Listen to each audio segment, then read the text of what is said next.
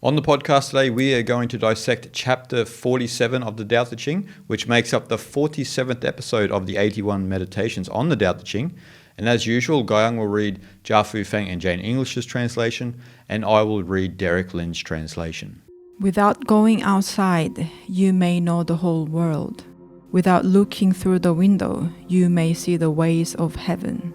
The farther you go, the less you know. Thus, the wise know without traveling, see without looking, work without doing. Without going out the door, know the world. Without peering out the window, see the heavenly Tao. The further one goes, the less one knows. Therefore the sage knows without going, names without seeing, achieves without striving. So this chapter speaks about how the small picture and the big picture are the same picture in relation to human beings and the greater universe and Tao in its totality. And so in this chapter, it's pointing to the principle in Taoism of Li, of organic pattern from the cosmic level all the way down into our nerve fibers and down to the most minute aspects of life that we find. There is this relationship between the macrocosm and the microcosm. Yes. Yeah, that's the core message of this chapter, microcosm and macrocosm concept. And that Li aspect, as you mentioned, is actually highly dealt with it a lot in the Neo-Confucianism philosophy. And the Neo-Confucian scholars understood that Lao Tzu's teaching in this context was like heart is the Li, so organic pattern of the universe. So that universe is indeed my heart, and my heart is the universe. So from that perspective, heart is the Li. Thus, you will understand the nature of universe when you understand your own heart, because that Li is spread through the universe, is within all of us as well. So if you understand that, you will be able to understand the order of the universe. Yes. So in the chapter, they're speaking about how people who follow the Tao are focusing on their heart, focusing on the internal world, their own Li, as opposed to being driven by external events, external pleasures, etc. And so you have this focus on the inner world. And in this chapter, it does mention that you don't need to travel, right? And so Lao Tzu's not saying that traveling is a negative thing. He's saying that you don't need to go anywhere to understand the Tao, actually. You don't need to go on a great pilgrimage. You don't need to go to the moon, to Mars, or where have you, to understand the nature of the Tao, because the Tao moves through you. Yes. You're an aspect of the universe. You're actually an aperture of the Tao to express itself. The problem is our own subjectivity, our own ego eclipses that divine power that moves through us. And so we sort of block the dam of the river, which then affects our own expression, our own Li. Because our expression, we think, is driven by external circumstances, right? So in this chapter, Lao Tzu is saying that we already have everything. We don't need anything else. We don't need to get anything from the external world. And so what do we see in the modern world, which is mainly driven by materialism? We see people adding things to themselves, right? They might get a load of tattoos, or they might get a bunch of piercings, or this and that. And then look, there's nothing wrong with that per se. But that still can never define who you are deep down. Yes. It's just ink on skin. And it may have some meaning to you, for sure. But it still can't define the Tao, because you already were born with everything that you have. The world teaches us that we don't have any power, that we have nothing, that we are Tao-less.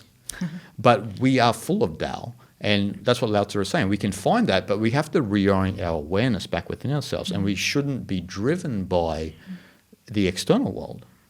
I think it has to be a clear understanding between inner and the outer world. And I think outer world is only a reflection of our own inner world. And if you understand that thoroughly, you won't search for things outside anymore. You're just acknowledging the outer world. The material world exists in a way, that instead of identifying outer world as if that is yourself, like as you mentioned with the all outer expressions on their skin and whatnot, that doesn't define who you truly are inside and deeply. So so if you understand what outer world represents, then you will stop searching for something outside. But at the same time, when you do understand what outer world represent, then anything that you do externally will just be a reflection of your inner world. Yep. For example, you mentioned pilgrimage earlier. Again, pilgrimage can mean a lot of things, depends on the individual level.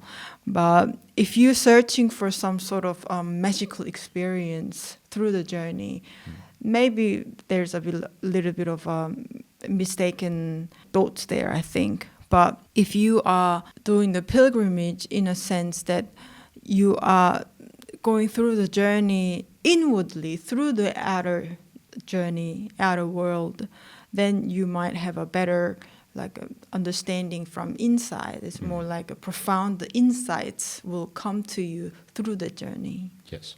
And pilgrimage, good example, because if we look at, particularly Westerners, when they think of a pilgrimage, they think that they will attain something at the end of the pilgrimage. But the process of the pilgrimage is what is important. And that's a little bit what Lao Tzu's saying as well. Like, there's nothing wrong with pilgrimage per se.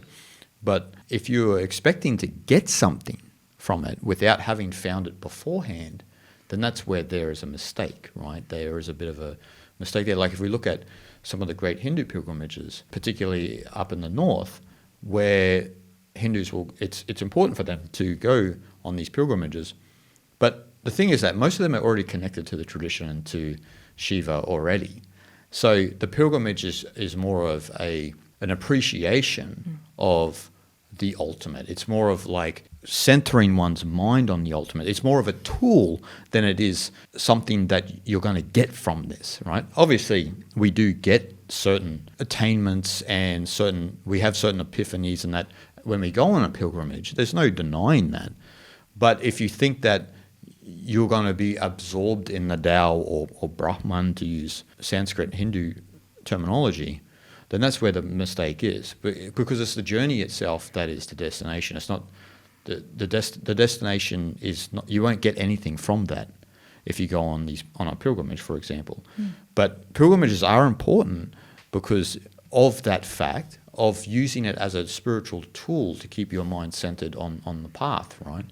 And to use the path analogy, the Tao, right? And following the Tao, you let your life become absorbed on the pilgrimage, but you're experiencing things that you wouldn't experience ordinarily. And so it's important how you deal with that, right? Because each and every situation is different. That's right. But if you're holding on to an ego, you'll come across a lot of obstacles. If, as Lao Tzu is pointing out in this chapter, if you are moving effortless through life, then you will be able to encounter these situations in an immediate and appropriate manner. That's right. And when you expect something from the journey, like pilgrimage, that is already your ego is speaking to you as if like you want some sort of special experience. But again, that experience you may have through the journey, but we need to remind ourselves that those experiences are all going to be just momentarily as well. It's a very temporary experience, and that experience only to teach us how to have as a reminder, and also how to carry that sort of feeling and awareness throughout your daily life. That's what it should teach you, instead of you are expecting something from the experience, or you expecting to have some magical experience, or people have this amazing idea of enlightenment, right? Yeah. And they're expecting something like that. But again, how many times do we observe the people who do have that kind of expectation, and when they actually do go on a journey, a lot of people like, this is it. They seem to be a bit disappointed. But again, it's not about expecting something. It's about to take the experience and what you see as truly what they are, and you need to understand they are they're only for us to remind us. It's not to impress us. No. It's just as meditation, right? When Shunryu Suzuki said to all the Americans when they wanted to attain something or get something from the meditation, he said, meditation is about nothing. You're not going to get anything. The reason you meditate is because this is what Buddhas do. And so likewise with pilgrimage, this is what Tao does. You go on pilgrimage because this is what Tao does. It's an appreciation and an acknowledgement of the ultimate reality that is at the heart of our existence. It's got nothing to do about attaining something, because when we start to talk about attaining or getting something, usually it's egocentric. Sometimes when we selflessly go on these journeys, we just allow the process to unfold. And so if you never want to have a dull pilgrimage, then do the pilgrimages in India, because there's never a dull moment. Maybe, in some Western countries, the pilgrimage can be fairly dull, but if you want a pilgrimage that is centered on the ultimate, then India is one of the perfect places. But again, getting back to what I was saying, that this is sort of just what the Tao does. You shouldn't approach it with a perspective of, I want to get something from this. Because this has become part of sort of this individualistic culture that a lot of the world is being driven into. It's like, what's in it for me? And it's like, well, if you're interested in Eastern spirituality, particularly Taoism, there's nothing really in it for you. Because it's not like a self-help program. This is about a subtraction of your life. It's what this chapter is about, right? Subtracting things from your life. Like, instead of adding things to your life, it's about knowing less than knowing more. And so if you want a self-help program or something like this, or something to do with self-improvement, then you need to look elsewhere. Yes. Because Taoism is not about that. Hinduism is not about that. Buddhism is not about that. The Eastern spiritual traditions are about understanding your true nature. It's got nothing to do with whether you're going to be good at this or that. It's about understanding the heart, as you mentioned earlier, the heart of your existence, which is a reflection of the ultimate.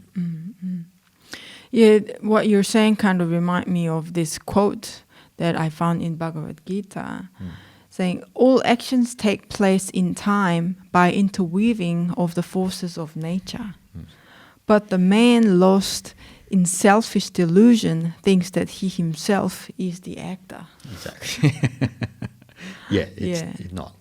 So again, like looking at from a Zhuangzi perspective, we all have these roles, and then we attach to the role and we think we are the one running the show. And we're not running the show. There's a greater energy that's moving through us, but we get caught up in our own subjectivity, like what the Bhagavad Gita said, and we think that we're actually running the show. And we control, really, let's say from a free will perspective, a small bandwidth of our life. You know what I mean? You can know when you're going to go to the shower, for example, right? Simple things like that. Or I'm going to cook now, so you can make a decision on that. But when it comes to the unexpected situations in life, you have no control over that at all. And they're 98% of the time, it's like that. Yeah. And so this is where Wu-Wei becomes an important factor in Taoist cultivation and spiritual cultivation in general, where about allowing the world to kind of just run its course. Yes.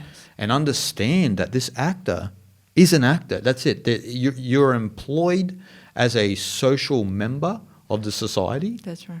And that's what you are. You play your role, you do your thing. But if you forget the ultimate being behind the mask, that is what it mentions in this chapter about getting further and further away from the Tao. You're getting further and further away from the heart, as you mentioned. And you're painting the mask, you're doing all sorts of things. You think that this mask is who you are, and it can never be who you are. Yes. The more we're trying to control certain things, harder it becomes, I think, because you're always going to meet more conflict.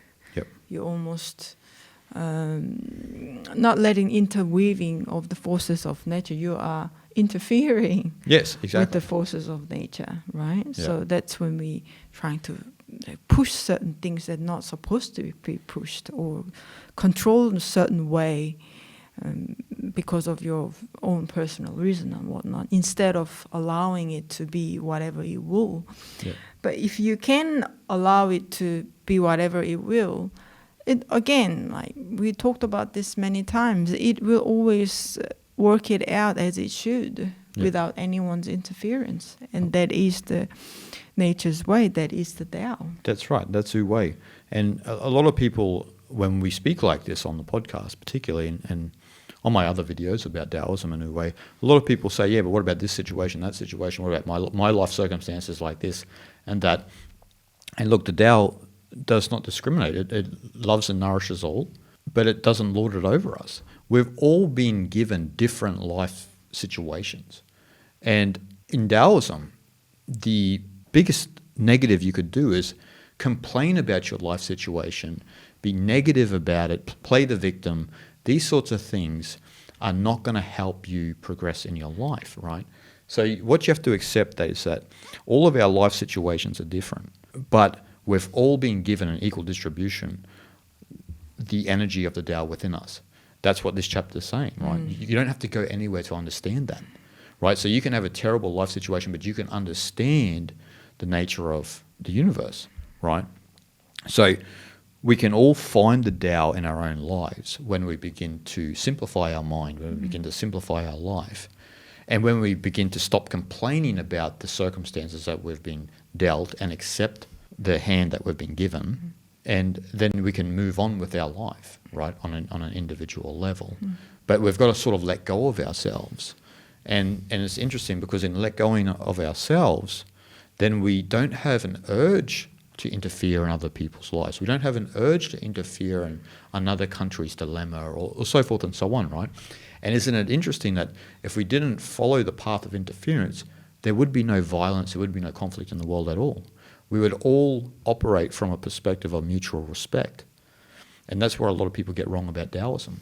They think that, oh, you're just heartless, you're just not doing this and that. And it's like, no, we're following the principles of Wu Wei, of non-interference, of effortless living. And in understanding that, we can allow people and groups of people, etc., to follow their own li, follow their own life path, and we're all good. We're happy.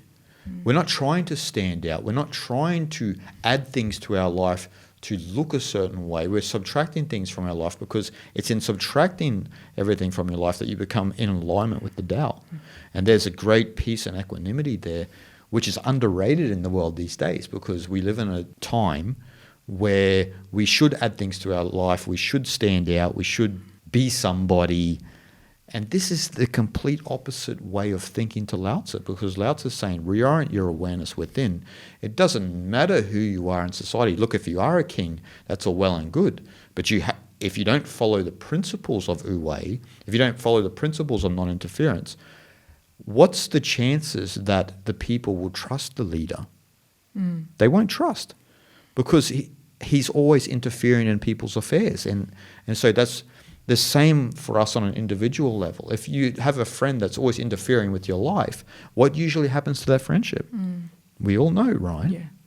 And so that's what's important is we need to understand and accept that we've all been given a different deck of cards in life, but can we accept it? Can we move on and do what is best for ourselves in a sense, in letting go of the complaining, the playing the victim, and then we can actually, move on with our life. And you see this a lot in India, right? Like you and I were talking about a chaiwala the other day, and this gentleman who makes teas in Trivandrum and Kerala, he doesn't have any complaint, doesn't play the victim. He's actually stoked that he's getting 8 rupees now for a chai, where he was only getting 8 paise back 30 years ago, right? So he has no complaint.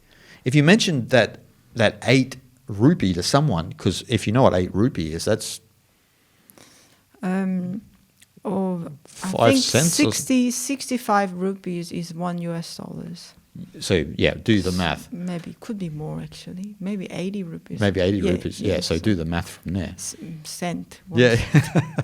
So, but he doesn't complain. And you were mentioning to me that because the Hindus have a connection to this order, this cultural tradition that is related to the eternal natural way of Sanatana Dharma and is related to Brahman, which is exactly the identical concept as Tao, they don't feel as though that they have anything lacking in their life. He's getting his 8 rupees for a chai and his 5 rupees for snacks. And he's stoked that he can provide a quality chai for the locals. And that's what you and I personally admire about places like India, because you don't see that in Korea and Australia, for example, right? You don't. Often people are complaining about their situation in life. Someone always wants more. We're always looking over the fence at what someone else has. Where in India, everyone's just like, this is my plight. Shiva has given me all of this. How good. And so if only we could apply that type of mentality all around the world. I think there's two significantly different way of making your own character, which is obviously one is from socialization, and the other is following this traditional spiritual path. And this, through socialization is obviously education is a huge part of it. And all these media training goes into, and especially nowadays it starts at a very young age because of social media. Yeah. And you're very widely exposed to that at a young age. So, and whereas the spiritual path is it's not really a character making. You live as a avatar of God, and with your example with the chaiwala, he lived through God's grace without his persona, the ego. Yeah, so, and I think this through socialization, it only warps your true nature. It only warps your true vision of what real, ultimate reality looks like. And it only makes us weak, play victims and blame others and always have reasons for everything and whatnot, like to criticize everything but yourself, and that kind of attitude cannot help anyone. And some reason that social conditioning is too overvalued, I think. And again, that way is in this chapter saying, farther you go, less you know. That's exactly how it's. Farther you go through the socialization process, you know nothing about your true nature. Yeah, that's right. Yeah. So, you need to allow God's grace to take over your life and stop interfering with it. But you just got to let the interweaving with the true forces of nature. Yeah, I like how you mentioned socialization, and the farther you know, actually the less you really know about yourself and about the nature of the universe. And in the Tao Te Ching, Lao Tzu is mentioning this also in reference to Confucianism, which we need to remember, because Taoism is a critique of Confucianism. So Lao Tzu was looking at the time in the Warring States period of China, and he's going, wow, like these people are trying to learn so many things, but they've forgotten the Tao.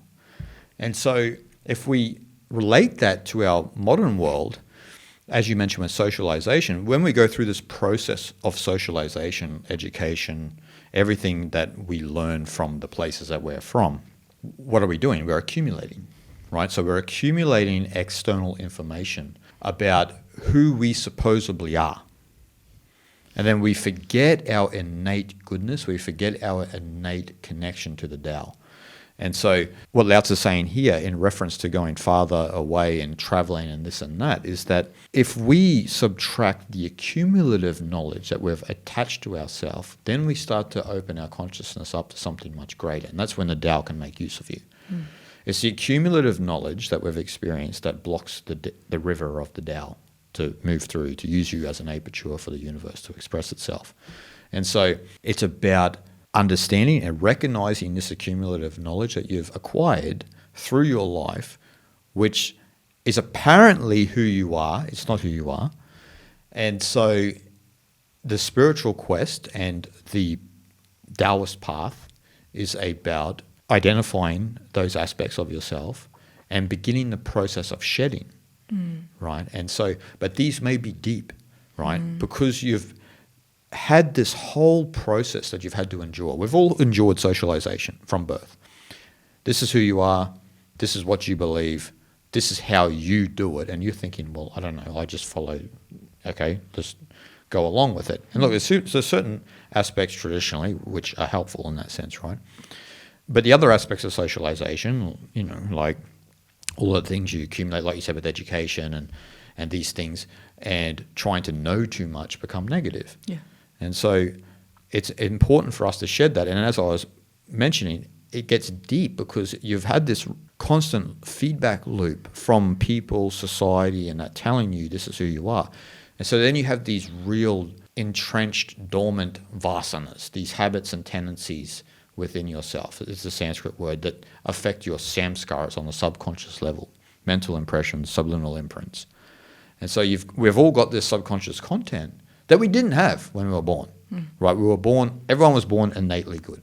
That's the nature of Taoism. That's the nature of life. And if you don't believe that, then you've never spent any time with any children before in your life. So, and we were all once innately good. We still all are innately good, but we've got all this accumulative knowledge hanging around, and it's stored in our basement, in our subconscious. And so the Taoist path is about, we've got to start cleaning this basement out. We've got to clean the basement out, which affects our habits and tendencies, which then affects our actions, our karma in life, and our unconscious actions towards things. And so that is why we have to focus on the accumulative knowledge. And the way to do that is to follow the path of Wu Wei and stop reacting to each and every little thing that you see in life, right? Yes. This is the Sanskrit vairagya. Yes. Vairagya is dispassion towards worldliness and also non-reactiveness. And so that's what we have to do. We have to stop reacting. We have to let go that, hey, maybe my agenda for life and for other people is not actually a positive thing. It's something I've cooked up in my own mind as the result of the accumulative knowledge. It didn't come from the heart. It didn't come from your li. Because those things that come from our li, our organic pattern, are very effortless and natural. Someone might find music and it's very effortless for them. They have like an innate ability at it. You can't explain why, but that's the way it is. Yes. But then we cook these other things up in our mind where we think, maybe in a political perspective, like this is how other countries should do it, this is how my country should do it, this is how other people should think. And all you do is put a target on your back. Yeah, I think heavier the social conditioning is, and the more you give your belief to that, is heavier the vasanas and samskaras become. And it is going to be more and more difficult, actually, to break out of it. The shedding process can be a little bit more intense, and maybe can take a bit longer. First of all, you need to be aware of that social conditioning, what that social conditioning does to all of us, right? And similar concept was actually spoken in the Madhyamaka Buddhism as well. They kind of dissected the truth into two different concepts. The one is called samvritti satcha, which means the conventional truth. So like conventional, this is microphone, this is you need to cook, you go and cook, I'm hungry, this kind of stuff. Whereas the other is a paramatta satcha, which is absolute truth. Absolute truth is what we've been basically talking about, the way of the universe, the organic pattern of the universe. And everything came from it, and everything will go back to it, the organic order of the universe. And the other thing is that prajna, which is the ability, being able to see this pattern of the universe, it's there. So that ability to acknowledging that the way of the nature there. So once you have prajna, then you shall be able to see things as they are, because as they are, thus is the Tao. Yeah, prajna is like that intuitive wisdom, isn't it? Intuitive wisdom, yes. It's something that you can sense about the pattern. And I like what you mentioned about the relative and the absolute truths, because often in this day and age, particularly with Westerners who are new to non-dualism and they get excited, so they will say, oh, who is the one cooking, and who is... So, it becomes more of a mind game, whereas if you understand relative and absolute truth, like you said, like this is a cup, this is a microphone, we all know this. Yes. These are just relative truths. And so you don't have to split the egg with this. You don't have to start making a philosophy about why is the microphone a microphone, and who says it's a microphone? It is going through a bit nutty. Because you're trying to apply the absolute truth onto the relative truth. See? That's the mistake a lot of new people to non-dualism make. That's why you see online when people are talking about non-duality, you'll see this non-dual police where people are in this very competitive and combative mindset, which is the indication that they are a victim of duality. Because first of all, if you were and you understood non-dualism, you wouldn't even be reacting. You'd be following Vairagya. You'd understand that this is the process for some other people, but not all people. So some people have progressed on the path, and they're more submerged in absolute truth, but they understand relative truth because you have to function as a human being. Otherwise, you would be a sadhu or a yogi, where you would have a complete discard for the relative truth. Right. But as a human, you understand that of a human living in society, that there are relative truths that we don't need to debate about. We know pizza tastes good, for example. Maybe it doesn't taste good to some people, but let's say 99% of people think pizza tastes good. Yes. There's nothing to debate. I don't eat the pizza and say, who is the one that likes the taste of this pizza? Because then you're getting into sort of a schizophrenic split. Too much. And that's not natural, see? This is where Taoism comes in and kind of pulls the rug under from all of those people who become too philosophically oriented, where it says, if it's good, just enjoy. There's nothing to think about. Once you start making it all a head game, that's when we get into places like sin and things like that aren't related to actually Eastern philosophy. And that's what some Westerners are doing to the great Eastern spiritual traditions, where they're overlaying this concept of right and wrong over the systems. And right and wrong shouldn't be even part of the systems because they are non-dual systems, right? Even in yoga, which is a dualistic system, you still have to get over the concept of right and wrong, good and bad, because these are systems that come from yogis, right? Yeah, I think a lot of people misunderstanding that when we talk about truth, people don't seem to understand that there is actually a level of truth. That's what actually we need to understand. That's why at a certain level this is the truth. So just leave it at that. Yeah. And then there's the ultimate truth. Yeah. And to be able to understand that ultimate truth, you may need to do a little bit more of a inner work. And so I remember one talking about the level of truth, like a color of the sky from where we sit is blue, but is it still blue when you change a position? Let's say you're in a spaceship. Is there a sky then? What the sky looks like? Sky's not blue. Exactly. It's maybe just pitch dark. We don't know. Yeah, it doesn't have a colour, actually. Yes. So, and that's from the perspective of a sage, right? Yes. The sage, but it's not that they discard that it's blue. It's like Tozan's quote, right? Where Tozan said, the great Zen master, said, mountain is a mountain, sky is a sky. Then sky was the mountain was the sky. But then when everything reoriented itself, mountain was mountain, sky is sky. Yes. So once the sages had the realization, then there's the recognition that from a certain perspective, a certain vantage point, it's blue. Right. I understand the absolute truth. I know it's not blue, but I understand that level as well from the relative perspective because first and foremost, I'm still a human. I am not the ultimate Tao in its totality. They understand that they are the expression of that. They are one with Brahman, but they are also not ignorant that there is this relative perspective. Right. And I think that a lot of people new to non-dualism and the non-dualist schools of the East, people try to neglect that and say that that doesn't exist at all, it's not blue and this and that, and there's a sense of arrogance to it. There's not a sense of humility. And that's why humility is a core aspect within Taoism and in the path in general, right? And so you always have to appreciate. So like when we talk about the truth, right? If you were to say the truth, okay, all is Brahman, all is Tao, and I am that. That's the ultimate truth. But when we say I am that, not I as a person, am that, you know. Like Aham Brahmasmi, which is one of the great 4 Mahavakyas. It's I am Brahman, right? I am Brahman. But it's it should be translated in English, I am Brahman without the I. Yeah.